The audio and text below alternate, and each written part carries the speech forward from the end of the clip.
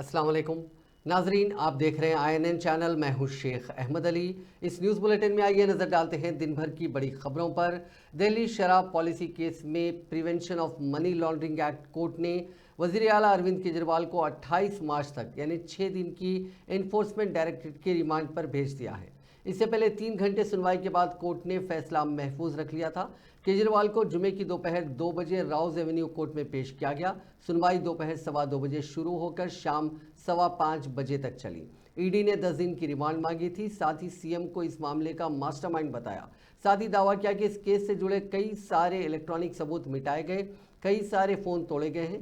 केजरीवाल दिल्ली शराब पॉलिसी को बनाने में सीधे तौर पर शामिल थे। 2 बार कैश ट्रांसफर किया गया, पहले 10 करोड़ और फिर 15 करोड़ दिए गए। केजरीवाल पंजाब और गोवा इलेक्शन के लिए फंडिंग चाहते थे। गोवा इलेक्शन में 45 करोड़ रुपए इस्तेमाल हुए। केजरीवाल के वकील अभिषेक मनु सिंघवी ने कहा कि ईडी के पास सब कुछ है तो गिरफ्तारी की जरूरत क्यों पड़ी। 80% लोगों ने केजरीवाल का नाम नहीं बताया। उन्होंने ये भी नहीं कहा कि वो उनसे कभी मिले थे। ईडी की तरफ से एडिशनल सॉलिसिटर जनरल राजू ने दलीलें दी। अरविंद केजरीवाल की तरफ से वकील अभिषेक मनु सिंघवी, विक्रम चौधरी और रमेश गुप्ता ने अपनी बात रखी। इस बीच अपोजिशन के कायदीन ने इलेक्शन कमीशन से मुलाकात की। केजरीवाल को 21 मार्च को सीएम हाउस से गिरफ्तार किया गया था। उनकी रात एनफोर्समेंट डायरेक्टरेट के लॉकअप में कटी।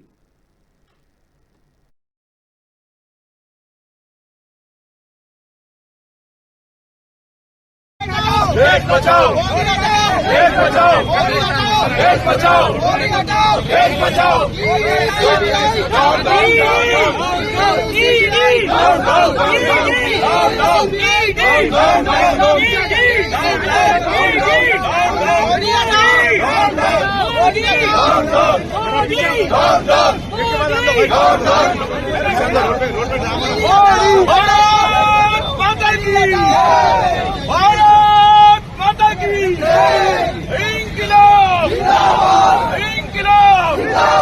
मोदी हटाओ, मोदी हटाओ, मोदी हटाओ, मोदी हटाओ, इंकलाब जिंदाबाद, मोदी हटाओ, Modi down down down, ED CBI down down down down, ED CBI down down down down. Kejriwal ji संघर्ष करो, हम तुम्हारे साथ हैं। केजरीवाल जी संघर्ष करो, हम तुम्हारे साथ हैं। केजरीवाल जी संघर्ष करो, हम तुम्हारे साथ हैं। ED CBI down down down down, ED CBI down down down down.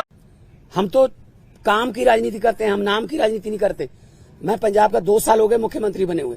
2 साल में 43,000 सरकारी नौकरी देके आपके सामने खड़ा हूं।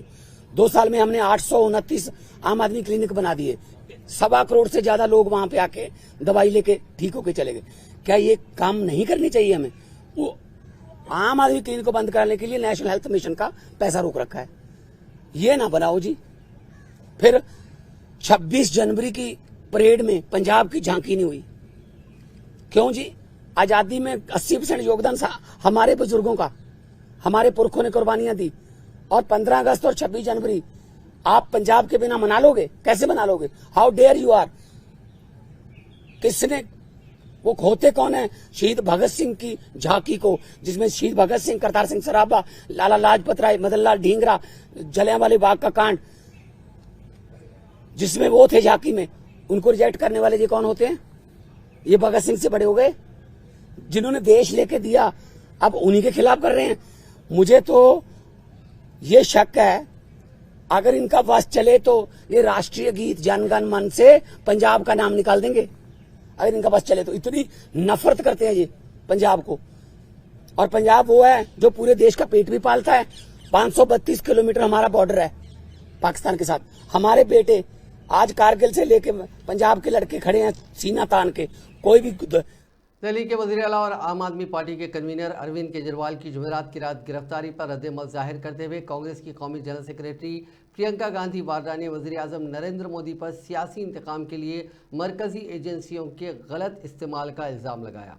प्रियंका गांधी, जो इस वक्त हिमाचल प्रदेश की राजधानी शिमला में रह रही हैं, उन्होंने जुमे को वहां एक पोस्ट की और केजरीवाल की गिरफ्तारी की मजम्मत की। उन्होंने कहा कि केजरीवाल की गिरफ्तारी से जाहिर होता है कि लोकसभा इंतखाबात से कबल केजरीवाल को जानबूझकर निशाना बनाया जा रहा है और ये गैर आईनी है। सुप्रीम कोर्ट ने बीआरएस की रुकने काउंसिल कविता को जमानत देने से इनकार करते हुए उन्हें मशवरा दिया कि वो ट्रायल कोर्ट में जमानत के लिए दरख्वास्त दाखिल करें। दिल्ली शराब पॉलिसी की तैयारी के मामले के केस में इन्फोर्समेंट डायरेक्टरेट की जानिब से गिरफ्तार होने वाली कविता ने अपनी गिरफ्तारी के खिलाफ सुप्रीम कोर्ट से रुजू हुई थी और उन्हें गैर कानूनी तौर पर गिरफ्तार करने की शिकायत करते हुए जमानत मंजूर करने की दरख्वास्त की थी। आज सुप्रीम कोर्ट में उनकी इस दरख्वास्त पर समाअत हुई। कविता की तरफ से सीनियर वकील कपिल सिब्बल ने समाअत में हिस्सा लिया। उन्होंने अदालत को बताया कि इन्फोर्समेंट डायरेक्टरेट के अख्तियार करदा रवैये और मौजूदा तब्दीलियों से हमें शदीद तकलीफ हो रही है, क्योंकि कविता को इस केस में एक मरतबा गवाह और दूसरी मरतबा मुलजिमा बनाया गया, जबकि कविता के खिलाफ एक भी ऐसा सबूत नहीं है जिसमें वो मुलविस है, जिस पर बेंच ने कहा कि फिलवक्त वो इस केस में कविता को जमानत नहीं दे सकते। अदालत ने मशवरा दिया कि वो पहले निचली अदालत से जमानत के लिए रुजू हों, क्योंकि दरख्वास्त गुजार को जमानत के लिए दरख्वास्त दाखिल करने की आज़ादी होती है। सुप्रीम कोर्ट ने निचली अदालत को मशवरा दिया कि वो इस केस की जल्द से जल्द समाअत करे। साथ ही अदालत उज़्मा ने कहा कि इस दरख्वास्त में दस्तूरी खिलाफ वर्जी का मौजू भी शामिल है, इसीलिए इस दरख्वास्त को पहले से दाखिल होने वाली विजय मदन लाल की दरख्वास्त के साथ मिलाकर समाअत की जाएगी। ये कहते हुए सुप्रीम कोर्ट की बेंच ने ईडी को नोटिस जारी किया और इस पर 6 हफ्तों के अंदर जवाब दाखिल करने की हिदायत दी। बीआरएस पार्टी के सरबराह के चंद्रशेखर राव ने कहा कि आम आदमी पार्टी के रहनुमा और दिल्ली के वज़ीर आला अरविंद केजरीवाल की गिरफ्तारी मुल्क की जमहूरी तारीख का एक और स्याह दिन है। झारखंड के वज़ीर आला हेमंत सोरेन और बीआरएस एमएलसी कविता की हालिया गिरफ्तारियों से साबित होता है कि मरकज़ में बरसर इख्तिदार बीजेपी अपोजिशन के खिलाफ काम कर रही है। मरकज़ी हुकूमत ईडी, सीबीआई, आईटी और दीगर मरकज़ी तफ्तीशी एजेंसियों का गलत इस्तेमाल कर रही है। केसीआर ने बीआरएस पार्टी की जानिब से बीजेपी हुकूमत के इक़दामात की शदीद मजम्मत की और कहा कि केजरीवाल की गिरफ्तारी सियासी तौर पर हौसला अफजाई की गिरफ्तारी है। हम मुतालबा करते हैं कि गैर कानूनी मुकदमात को फौरी तौर पर वापस लिया जाए और गिरफ्तार अफराद को फौरी रिहा किया जाए। केजरीवाल की गिरफ्तारी पर अन्ना हजारे ने कहा कि मैं बहुत परेशान हूं कि अरविंद केजरीवाल जो मेरे साथ काम करते थे, शराब के खिलाफ आवाज़ उठाते थे, अब शराब की पॉलिसियां बना रहे हैं। उनकी गिरफ्तारी उनके अपने करतूतों की वजह से हुई है। बहुत दुख हुआ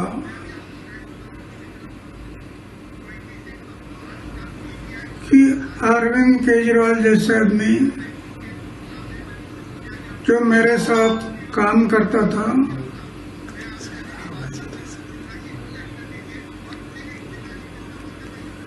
और शराब के बारे में हम लोग आवाज उठाया था, आज वो शराब नीति बना रहा है, जिसका मुझे दुख हुआ। लेकिन करेगा क्या, सत्ता के सामने कुछ नहीं कर सकता। आखिर उसको जो अरेस्ट किया गया, अटक हुआ, वो उनकी कृति से हुआ। हम ये बातें नहीं करते तो अटक होने का कोई संभव नहीं था।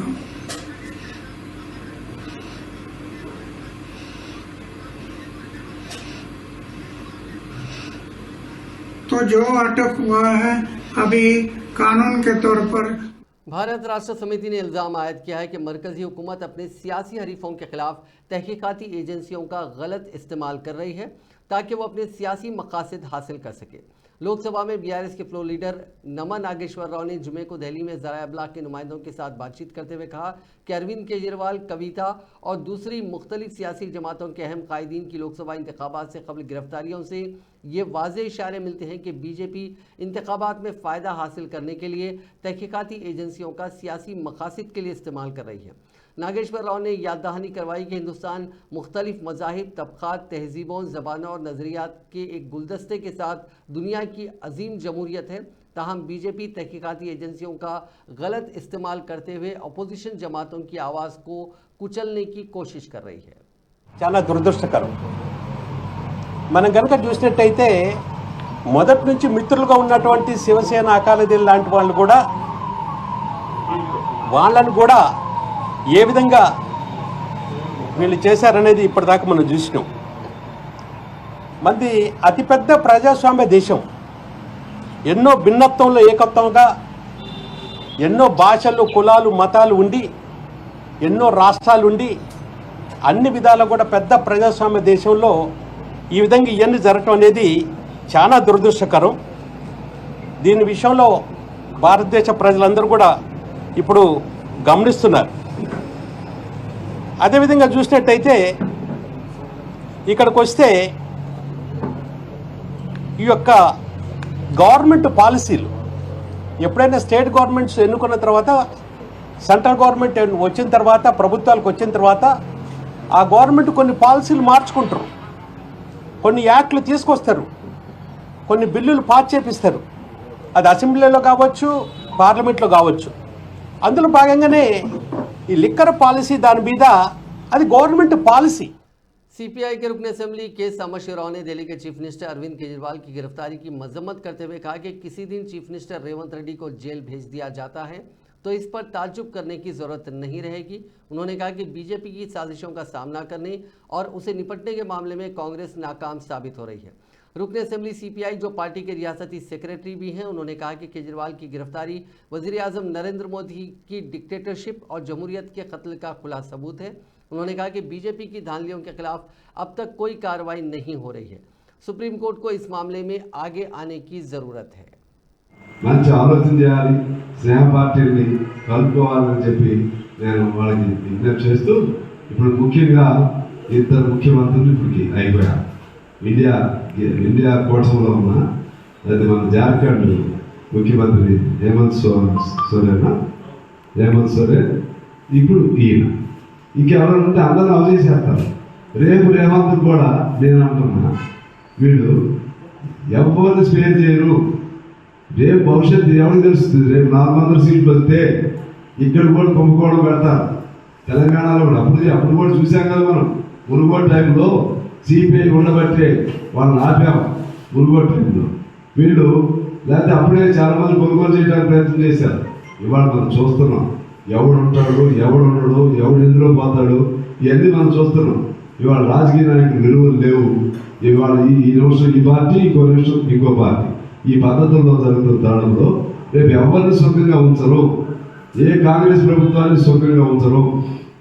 रियासती हाई कोर्ट ने 4 अरकान असेंबली को मुबैना इंतखाबी धांधलियों के मुकदमे में नोटिस जारी करते हुए वजाहत तलब की है।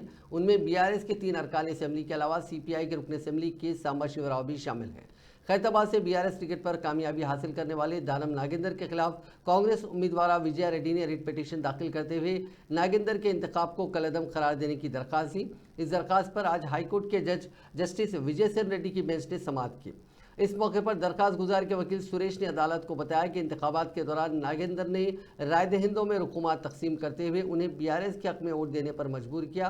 वोटर्स में रुकुमात की तकसीम की इत्तला पर पुलिस ने एक मुकदमा भी दर्ज किया। इसके अलावा नागेंद्र ने इंतखाबी हलफनामे में भी झूठी इत्तला दी है। उनकी शरीक हयात के नाम पर मौजूद असासों की तफसीलात को हलफनामे में पेश नहीं किया, जिस पर अदालत ने नागेंद्र को नोटिस जारी करते हुए 18 अप्रैल तक जवाब दाखिल करने की हिदायत देते हुए समाअत को मुलतवी कर दिया। नागेंद्र के अलावा 3 अरकान असेंबली के खिलाफ भी शिकस्त खोर्दा उम्मीदवारों ने हाईकोर्ट से रुजू होते हुए उन पर इंतखाबी हलफनामे में झूठे बयानात देने, राय दहिंदों में रुकुमात तकसीम करने और दीगर इंतखाबी ज़ाब्ते अखलाक की खिलाफ वर्जी के इल्ज़ामात आयद किए हैं, जिस पर हाईकोर्ट ने आज बीआरएस के 3 अरकान असेंबली दानम नागेंद्र के साथ मागंटी गोपीनाथ और कोवा लक्ष्मी के अलावा कोत्तागुडम के सीपीआई रुकन असेंबली के सांबा शिवराव को नोटिस जारी करते हुए जवाब देने की हिदायत दी। तेलंगाना कांग्रेस उमूर की इंचार्ज दीपा दास मुंशी ने आज बीआरएस के सेक्रेटरी जनरल डॉक्टर के केशवराव के क़यामगाह पहुंचकर उनसे मुलाकात की। ज़राए के मुताबिक दीपा दास मुंशी ने आज दोपहर चीफ मिनिस्टर रेवंत रेड्डी के मुशीर वेम नरेंद्र रेड्डी, खैरताबाद डीसीसी सदर रोहिन रेड्डी के साथ मिलकर बंजारा हिल्स में वाक़ डॉक्टर केशवराव के क़यामगाह पहुंची और उन्होंने तकरीबन 40 मिनट तक केशवराव से मुख्तलिफ उमूर पर बातचीत की। इस मौके पर केशवराव की दुख्तर व mayor greater Hyderabad municipal corporation Vijaya Lakshmi भी मौजूद थी। लोकसभा इंतखाबात के लिए उम्मीदवारों के इंतखाब के अमल के दौरान केशवराव से कांग्रेस इंचार्ज दीपा दास मुंशी की मुलाकात ने सियासी हलकों में हलचल मचा दी है, क्योंकि केशवराव का शुमार बीआरएस के नंबर 2 कायद में होता है। हैदराबाद की मेयर और बीआरएस लीडर गदवाल विजयलक्ष्मी हफ्ते को कांग्रेस पार्टी में शामिल होंगी। बीआरएस के 10 कॉरपोरेटर्स मेयर के साथ कांग्रेस में शामिल होंगे। मेयर विजयलक्ष्मी ने सीएम रेवंत रेड्डी से मुलाकात की। मेयर के शामिल होने से जीएचएमसी काउंसिल में कांग्रेस कॉरपोरेटर्स की तादाद में इजाफा होगा। तेलंगाना के सीनियर कांग्रेस लीडर जी निरंजन ने लोकसभा इंतखाबात में बीआरएस से इनहराफ करने वाले 3 कायदीन की नामजदगी को कांग्रेस कारकुनों की अहानत से ताबीर किया। तेलंगाना प्रदेश कांग्रेस कमेटी के सीनियर नायब सदर और सदनशीन इलेक्शन कमीशन कोऑर्डिनेशन कमेटी ने जुमे को सदर कुल हिंद कांग्रेस कमेटी मल्लिकार्जुन खड़गे को एक मकतूब रवाना करते हुए बीआरएस के मुनहरिफिन को नामजद करने के पार्टी के फैसले पर तनकीद की।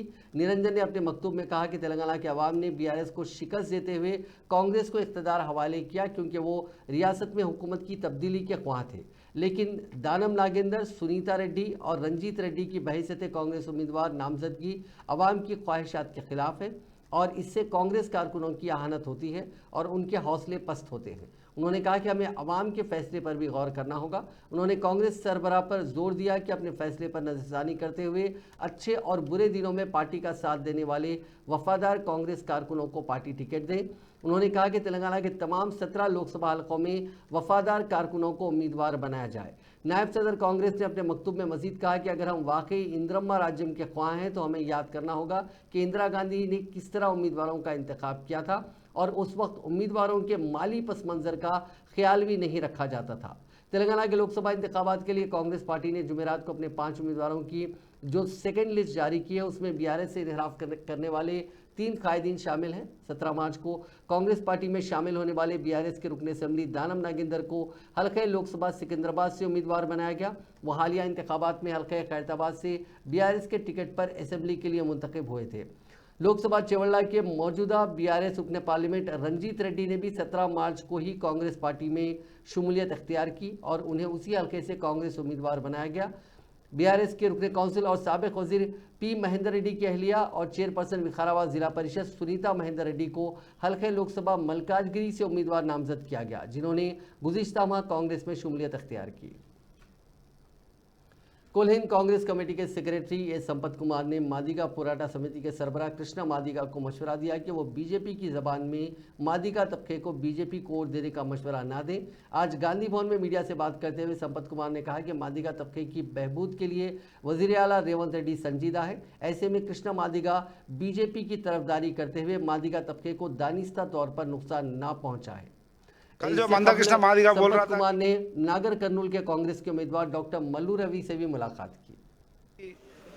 तेलंगाना के दलित उसमें मादिगा जो सब कास्ट है वो लोग, कल जो मंदा कृष्णा मादिगा बोल रहा था कि तेलंगाना के दलित उसमें मादिगा जो सब कास्ट है वो लोग पूरा भारतीय जनता पार्टी को वोट डालना बोल के, मैं भी एक मादिगा के हिसाब से उसका छोटा भाई जैसा मैं और चाराकोंडा वेंकटेश पूछना चाहता हूँ, क्या किया भारतीय जनता पार्टी अपना कम्युनिटी के लिए? आप बोल सकते वो नरेंद्र मोदी का और किशन रेड्डी का, वेंकैया नायडू का जोश में और चक्कर में गिर के आप जो दलितों को, जो आदिवासियों को, जो मादिगा को वो कैटेगराइजेशन में ABCD रिजर्वेशन कैटेगराइजेशन में और अपना पूरा जिंदगी बदलने में जो कांग्रेस पार्टी की कोशिश किया और कांग्रेस पार्टी के वजह से हम यहाँ हैं, वो भूल के आप भारतीय जनता पार्टी की तरफ जा रहे हो, वो गलत है। और दलित कम्युनिटी और मादिगास भी आपको ये नहीं करते और गुस्सा ज़्यादा होता आपके ऊपर, इसीलिए तो बोल रहा हूँ। आप मादिगा लीडर को कम है, बीजेपी लीडर को ज़्यादा है। आप बीजेपी लीडर जैसा बात कर रहे, मादिगा लीडर जैसा ना बात नहीं कर रहे, इसलिए बोल रहा हूँ आइंदा बीजेपी के तरफ बात करके अपना कम्युनिटी के जो सेल्फ रिस्पेक्ट है वो बीजेपी के पाँवों के सामने नहीं रखना बोल के रिक्वेस्ट कर रहा हूँ। और एक टिकटों के बारे में बात करें, संपत कुमार के बारे में बात करें, संपत कुमार के टिकट नहीं आए तो कुछ नहीं होता, मगर मादिगास का जो वेलफेयर है, जो डेवलपमेंट है वो करने को रेडी है रेवंत रेड्डी। रेवंत रेड्डी मादिगास का और संपत कुमार का गॉडफादर है। हम लोग को गॉडफादर नहीं ये बोल रहे, मादिगास को और संपत कुमार को। सदर बीआरएस और साबिक चीफ मिनिस्टर के चंद्रशेखर राव ने लोकसभा के लिए आने वाले इंतखाबात के लिए अपने मजीद 2 उम्मीदवारों के नामों का ऐलान किया। साबिक IPS ओहदेदार RS प्रवीण कुमार, जिन्होंने हाल ही में बहुजन समाज पार्टी से मुस्तफ़ी होकर बीआरएस में शमूलियत अख्तियार की है, वो हल्के लोकसभा नागर कर्नूल से मुकाबला करेंगे। इसी तरह रुकने काउंसिल और साबिक IAS ओहदेदार P वेंकटराम रेड्डी को हल्के लोकसभा मेदक से पार्टी उम्मीदवार बनाया गया है। तवक्को है कि आने वाले चंद दिनों में हल्के जात लोकसभा हैदराबाद, सिकंदराबाद, नलगुंडा और भोनगी से भी पार्टी के उम्मीदवारों के नामों का ऐलान किया जाएगा। तेलुगु देशम पार्टी ने जुमे को आंध्र प्रदेश में लोकसभा की 13 और असेंबली की ज़ायदस 11 सीटों के लिए उम्मीदवारों का ऐलान किया। उम्मीदवारों की इस तीसरी फेरिस्त के साथ पार्टी में असेंबली इंतखाबात के लिए 139 उम्मीदवारों के नामों का ऐलान कर दिया गया। पार्टी सदर चंद्रबाबू नायडू ने 5 असेंबली हलकों के लिए उम्मीदवारों का ऐलान इल्तिवा में रखा। जनसेना और बीजेपी के साथ इत्तेहाद के तहत तेलुगु देशम पार्टी असेंबली के 175 हलकों के मिनजुमला 144 हलकों और लोकसभा के 25 हलकों के मिनजुमला 17 हलकों से मुकाबला करेगी। रियासत में लोकसभा इंतखाबात की तैयारियों के पेश नज़र मुख्तलिफ एंट्रेंस इम्तहानात की तवारीख में तब्दीलियाँ की गई हैं, जिसके तहत शेड्यूल से कबल ही एमसेट इम्तहान मुनक्किद होने वाला है। Telangana council for higher education के ज़राए ने बताया कि शेड्यूल के मुताबिक AP सेट इम्तहान 9 मई से 12 मई तक मुनक्किद होने वाला था, लेकिन तेलंगाना में लोकसभा इंतखाबात की पोलिंग 13 मई को होने वाली है। इम्तहान और पोलिंग की तारीख में सिर्फ एक दिन का ही फ़र्क है, जिसकी वजह से उम्मीदवारों को परेशानी का सामना करना पड़ सकता है। जिसके पेश नज़र इसकी तारीख में मामूली तब्दीली की गई, जिसके मुताबिक 7 और 8 मई को एग्रीकल्चर फार्मा इम्तहान मुनक्किद होंगे, जबकि 9, 10 और 11 मई को इंजीनियरिंग एमसेट इम्तहान मुनक्किद होंगे। इसी तरह 4 और 5 जून को होने वाले आईसेट इम्तहान की तारीख में भी मामूली तब्दीली की गई। 4 जून को लोकसभा इंतखाबात के नतायज जारी होने वाले हैं, जिसके पेश नज़र आईसेट इम्तहान 5 और 6 जून को मुनक्किद करने का फैसला किया गया। Telangana state chief electoral officer Vikas Raj ने कहा कि रियासत भर में लोकसभा इंतखाबात का ज़ाब्ता अखलाक नाफिज है। ऐसे में कोई भी शख्स 50,000 रुपये से ज़ायद नकद रकम रखने पर उसके सबूत और दस्तावेजात को पेश करना होगा। उन्होंने कहा कि मौसम गर्मा में रियासत में शादियों का सीज़न होता है, लेकिन शादियों के लिए इंतखाबी ज़ाब्ते अखलाक के नफाज में कोई नरमी नहीं दी जाएगी। एक न्यूज़ चैनल को दिए गए इंटरव्यू में विकास राज ने शादियों की खरीदारी करने वाले अफराद को मशवरा दिया कि वो अपने साथ नकद रकम के सबूत और दस्तावेजात साथ रखें, क्योंकि शादियों की खरीदारी में इलेक्शन कमीशन की जानिब से कोई छूट नहीं दी जा सकती। उन्होंने कहा कि शादी के कपड़े, सोना और दीगर अशिया की खरीदारी के लिए भारी नकद रकम साथ रखने वाले अफराद को डॉक्यूमेंट्स और दीगर सबूत साथ रखना होगा। उन्होंने कहा कि वोटों की गिनती के अमल के मुकम्मल होने तक रियासत में इंतखाबी ज़ाब्ते अखलाक नाफिज रहेगा।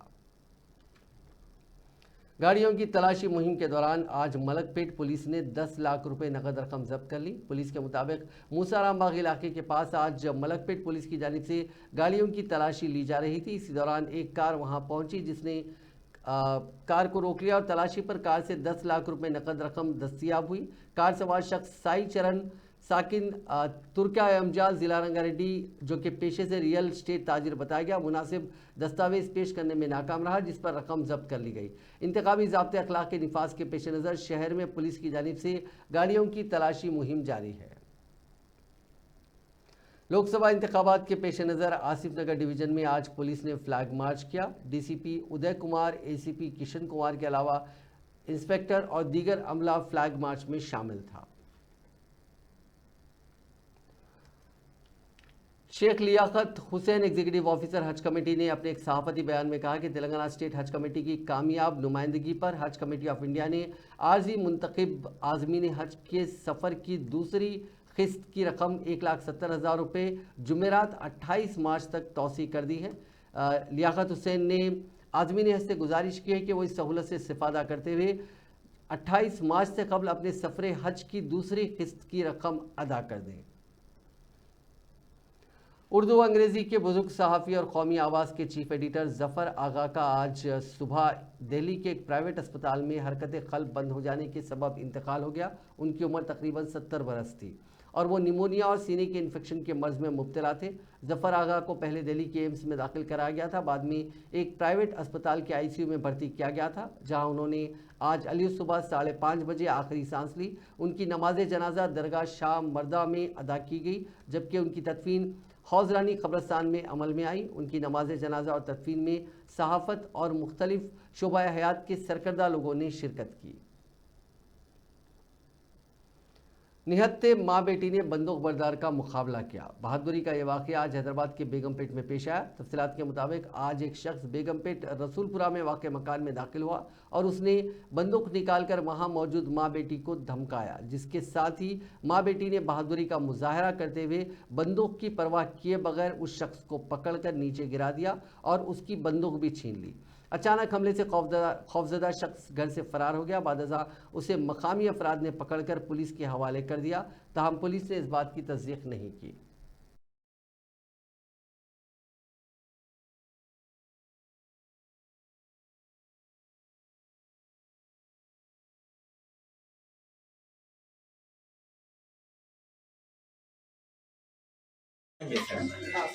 వాళ్ళకి సన్మానం సార్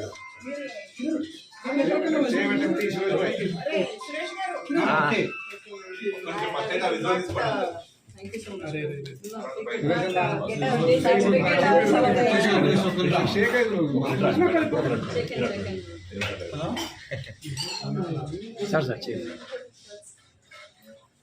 అన్నా 4G ఫ్రేమ్ ఆన్లైన్ చూడండి రైట్ వన్ సెకండ్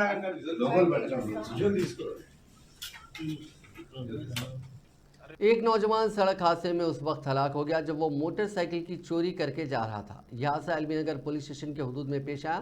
जराये के मौजूद 27 साल कृष्णा का ताल्लुक खम्मम जिले से बताया गया। कल रात उसने एलबी नगर इलाके की झोपड़ियों के सामने से मोटरसाइकिल का सरका कर लिया था। नौजवान मसरूका मोटरसाइकिल लेकर फरार हो रहा था कि एलबी नगर रिंग रोड पर उसकी बाइक मुख्तलिफ सिम से आने वाली 4 व्हीलर से टकरा गई, जिसके नतीजे में नौजवान मौके पर ही हलाक हो गया। शहर हैदराबाद के मजाफाती इलाके IDA बुलारा में ड्रग कंट्रोलर ओहदेदारों ने भारी मिकदार में ड्रग जब्त कर लिया, जो एक प्राइवेट मेडिकल कंपनी में तैयार किया जा रहा था। ड्रग कंट्रोलर ओहदेदारों को इस बात की इत्तला मिली कि बुलारा में PSN Medicare private limited company ने नशावर ड्रग तैयार की जा रही है, जिस पर ओहदेदारों ने अचानक ड्रग कंपनी पर धावे किए। इस दौरान ममनुआ ड्रग की तैयारी की निशानदही करते हुए 90 किलो ड्रग जब्त किया गया। बताया गया कि गुज़िश्ता 10 साल से इस कंपनी में ड्रग्स तैयार हो रहा था और उसे बैरून ममालिक मुंतकिल किया जा रहा था। इस सिलसिले में कस्तूरी रेड्डी को हिरासत में लिया गया। पता चला कि सिगरेट के पैकेट्स में इस ड्रग को रखकर दूसरी जगह मुंतकिल किया जा रहा था।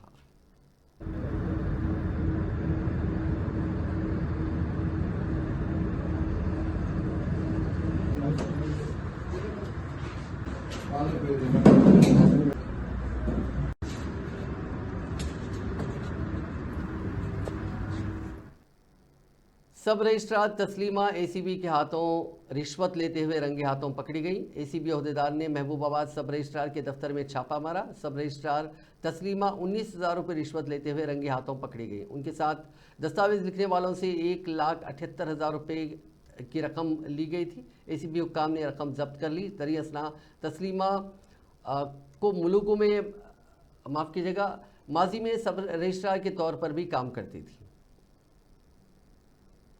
नासिक स्टेशन पर आज दोपहर 3 बजे के करीब गोल्डन एक्सप्रेस के SLR यानी लगेज कोच में ज़बरदस्त आग भड़क उठी। ट्रेन मुंबई से गोरखपुर जा रही थी। रेलवे हुक्काम के मुताबिक आग की शिद्दत के बावजूद मुसाफिरीन को किसी भी किस्म का नुकसान नहीं पहुंचा। तमाम मुसाफिर महफूज हैं। बाद अज़ां इस कोच को ट्रेन से अलग कर दिया गया और ट्रेन वहां से रवाना हो गई।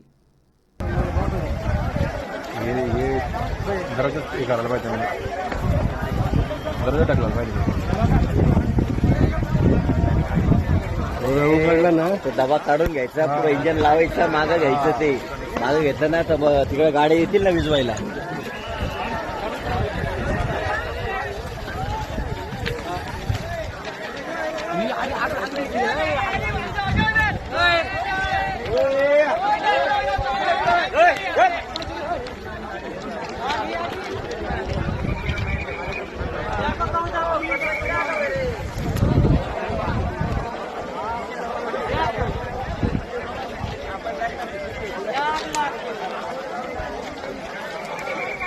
अरे पीछे जाऊं रहा था ना अंगुली तक।